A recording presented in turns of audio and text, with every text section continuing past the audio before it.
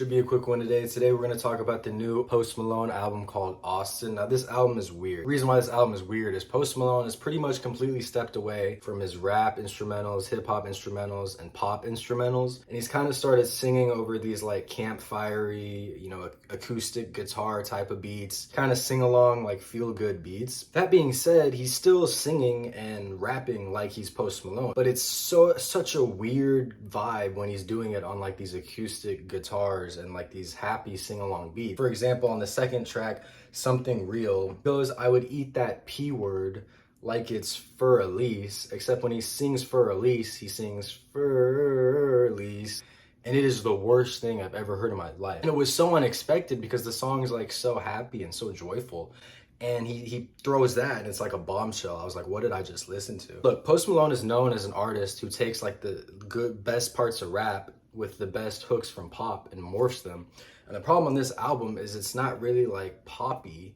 It's more just, like I said, acoustic, sing-along, campfire vibes. But he's still trying to kind of rap over it. It's a very weird like mixture. On top of that, for the first 10 songs, he doesn't really switch anything up. It's kind of like just listening to the same song repeated over and over and over and over again. And each individual song is like decent, but they're just all like decent, so it's not good. He does kind of switch it up towards the end with Enough Is Enough and Texas Tea. They're kind of interesting instrumentals. Landmine is almost like a country vibe, which I don't hate, but again, it's just weird. Basically, what Post Malone's asking us to do on this album is listen to his new style, right? And sure, I'm listening to it. Number one, I don't think it's that great. And for us to have to sit through it for a bunch of songs that just sound the same makes this album pretty hard to listen to. I had a hard time finishing it. But maybe the worst thing about this album, on top of that I haven't mentioned, is the best parts of this album are literally the songs that he released before the album dropped.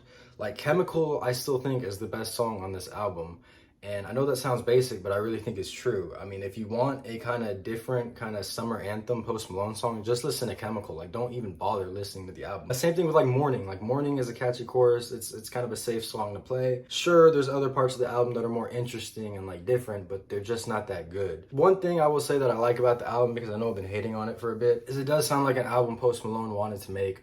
It does sound like an album he enjoyed making. If I was Post Malone right now, I would go back to your Beer Bongs and Bentleys and Stony days. And look, I like when an artist tries to branch out and do other different things. We kind of got that a little bit with 12th Carat Toothache. This feels like a bigger deviation from normal Post Malone. It doesn't seem that good, but I still think you have a good like rap slash pop album in you. And if I was Post Malone, I would try to go back to those Beer Bong Bentley days, those Stony days, because I really think he still has a really good album in him. Like, I love his voice. His voice on this sounds good. Like I said, it's just everything else kind of confuses it for me.